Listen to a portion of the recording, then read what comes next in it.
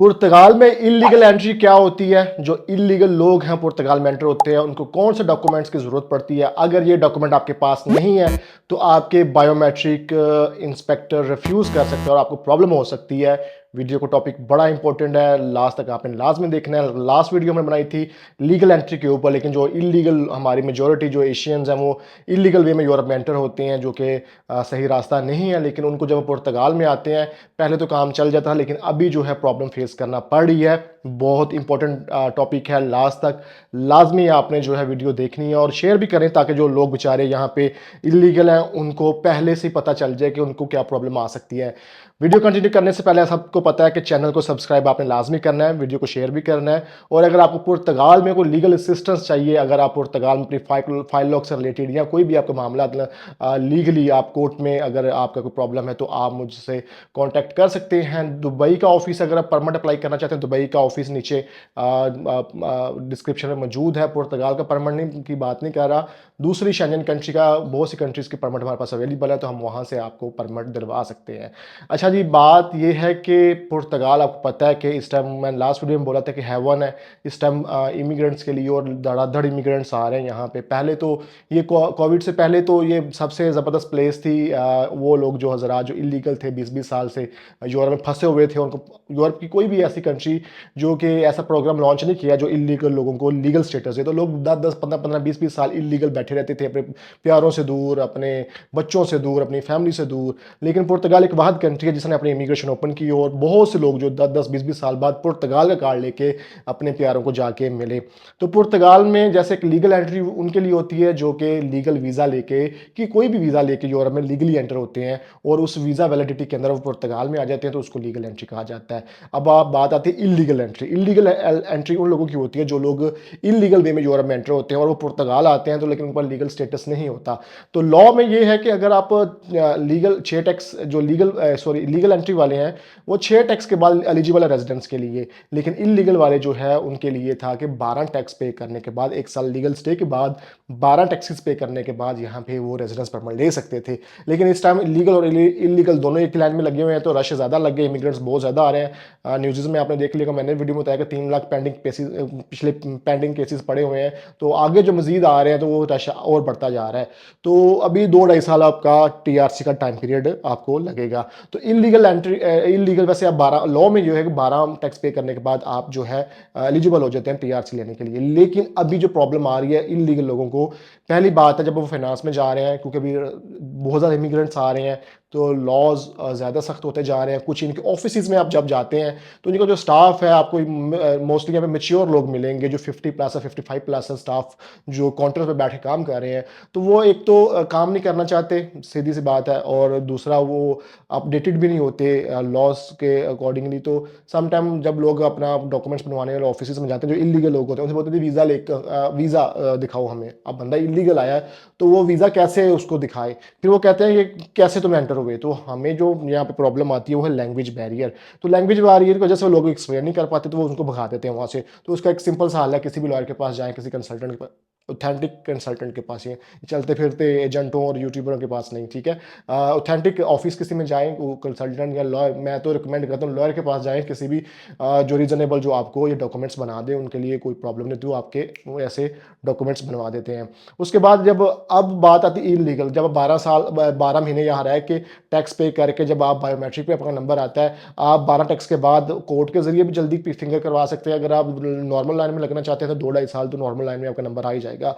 तो उसमें अब आप जो प्रॉब्लम देखने को मिल रही है, वो इलीगल वालों से पूछ रहे हैं कि भाई हमें प्रूफ दो, तुमने पुर्तगाल में कैसे एंट्री की थी। प्रूफ कैसे? कि हमें कोई बोर्डिंग दो, हमें कोई टिकट दो, हमें कुछ ऐसी चीज़ दो जिसकी वजह से हमें पता चल सके तुम पुर्तगाल में आए थे।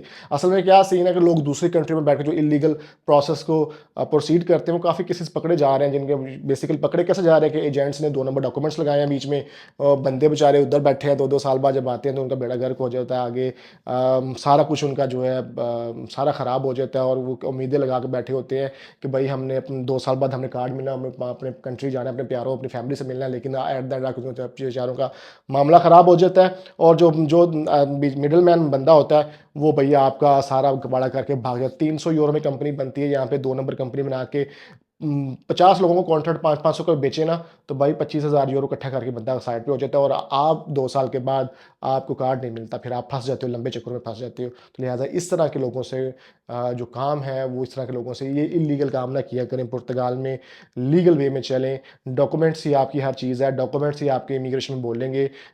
जब लोगों को उनको शक हो जाता है कि बंदा यहाँ मौजूद नहीं था, तो फिर आपके लिए बड़ी प्रॉब्लम, आपको बहुत स्ट्रिक्ट जो है वो वेरिफिकेशन होती है। तो ये कॉन्ट्रैक्ट माफिया से थोड़ा बच के ज़रा रहिएगा। कॉन्ट्रैक्ट माफिया बड़ा ज़ालिम है, 300 में कंपनी बना के 20-25 हज़ार यूरो इकट्ठा करके, मे बी ज़्यादा, जहाँ कोई फंसता है तो गायब हो जाते हैं। तो उनसे पूछते हैं कि भाई आप लीगल एंट्री का प्रूफ दो, तो उसमें आपके पास बस का टिकट और बोर्डिंग पास होना चाहिए, लेकिन ये लॉ में नहीं लिखा हुआ कि आपको इलीगल बंदे को बोर्डिंग और बस का टिकट देना है। उसके लिए बेस्ट वे यही है, यहाँ तो आप किसी लॉयर को साथ लेके जाओ। इलीगल बंदे हैं, मैं तो उनको रिकमेंड यही करूँगा, जो इलीगल एंट्री वाले हैं वो लॉयर को साथ लाजमी लेके जाएं, या फिर उनके लिए एक ड्राफ्ट होता है, डिक्लेरेशन होती है, जो आप लॉयर से एक ड्राफ्ट डिक्लेरेशन कर बनवा के साथ लेके लाजमी जाएं, ताकि आपको अगर पूछे तो आप निकाल कर दे। ये आपने डिक्लेरेशन का मतलब ये होता है कि आपने पूरी अपनी वो डिटेल लिखी होती है कि आप कैसे कैसे कहाँ कहाँ से एंटर हुए, आपने कब एंट्री की, तो वो वकील जो होता है उसको नोटरी अटेस्टेड करके आपको वो डॉक्यूमेंट देता है, ताकि वो आप वहाँ दे सकें। लेकिन मैं आपको रिकमेंड यही करूँगा कि आपने लेके जाना है लॉयर, लॉयर के बिना नहीं जाना अगर आप इलीगल एंट्री वाले हैं, क्योंकि आपको प्रॉब्लम प्रॉब्लम नहीं है, लॉ के अंदर ऐसा नहीं है। लेकिन जो इंस्पेक्टर बैठा हुआ सीट के ऊपर, उसके मूड पे डिपेंड करता है। मोस्टली इंस्पेक्टर्स नहीं पूछते, बहुत कम लोगों को ऐसी प्रॉब्लम फेस करना पड़ी है, लेकिन जिनको करना को पड़ी है, लेकिन उनको लंबी लाइन में लगा दिया उन्होंने, टाइम वेस्ट कर दिया। फिंगर पे गए, फिंगर पे कहा जी आप ये हमें डॉक्यूमेंट प्रोवाइड करो, फिर गाड़ी इशू करेंगे, वो कहाँ से करें अब।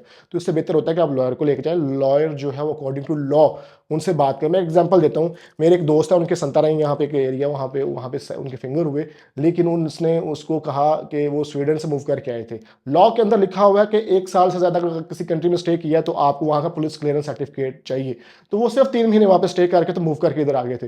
अब वो इंस्पेक्टर, वो लेडी थी, वो उससे कहती है मुझे पुलिस क्लियरेंस सर्टिफिकेट ला के दो स्वीडन का। उसने कहा जी मैंने तो 3 महीने रहा है। उन्होंने कहा जी मुझे चाहिए। वो जैसे ही बाहर आए तो एक वकील किसी और के साथ आया हुआ था, तो उसके साथ डिस्कस किया। उसने कहा जी नहीं आपको चाहिए नहीं।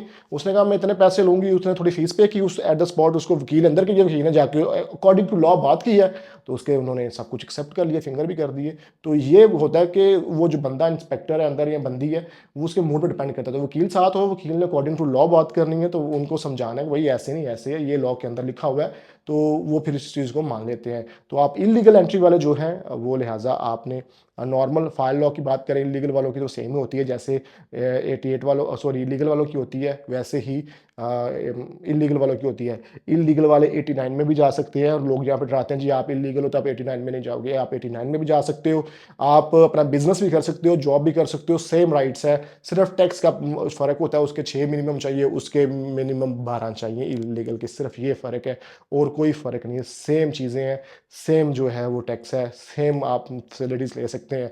बस ये फैसिलिटी नहीं ले सकते कि जैसे आप लीगल वाले एडमिशन ले सकते हैं, आर्टिकल 90 में जा सकते हैं, ये जो डिफरेंट किस्म के आर्टिकल्स हैं उनमें जा सकते हैं, लेकिन इलीगल वाले नहीं जा सकते।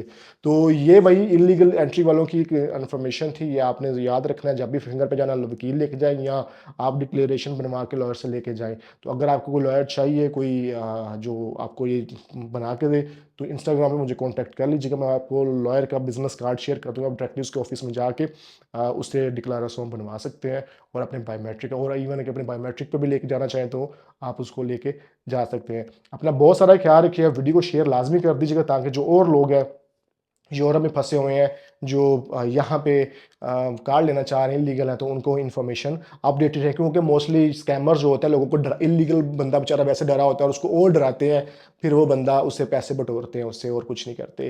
तो ताकि वो लोग अपडेटेड रहें कि हमें जो हम हैं, हमारा डॉक्यूमेंट्स क्या चाहिए, हमारे साथ क्या प्रॉब्लम आ सकती है, हम उससे पहले किसी वकील के से बात करके आगे हम उसको प्रोसीड कर सके। अपना बहुत सारा ख्याल रखिएगा। नेक्स्ट वीडियो के अंदर मैं आर्टिकल 89 के ऊपर एक और मजीद डिटेल वीडियो बना दूंगा। बहुत सारे क्वेश्चंस आए थे टैक्स से रिलेटेड, ठीक है, तो वो भी हम आर्टिकल 89 के अंदर टैक्स को भी करेंगे, आप किस तरह जा सकते हैं 89 के अंदर, और आपको टैक्स कितना पे करना है, तो आप पे टैक्स पे कर सकते हैं या नहीं कर सकते। मार्केट में बड़ी कन्फ्यूजन है, और जो बंदा कहता ना कि आप टैक्स नहीं पे कर सकते 1 साल तक, तो उस बंदे से आपने दूर रहना। उस बंदे को कुछ नहीं पता, वो बंदा बिल्कुल ब्लाइंड है, और वो आपको जो है गलत गाइड कर रहा है। ठीक है, मिलते हैं नेक्स्ट वीडियो में नए टॉपिक के साथ जी। अपना बहुत सारा ख्याल रखिएगा। अल्लाह हाफिज़।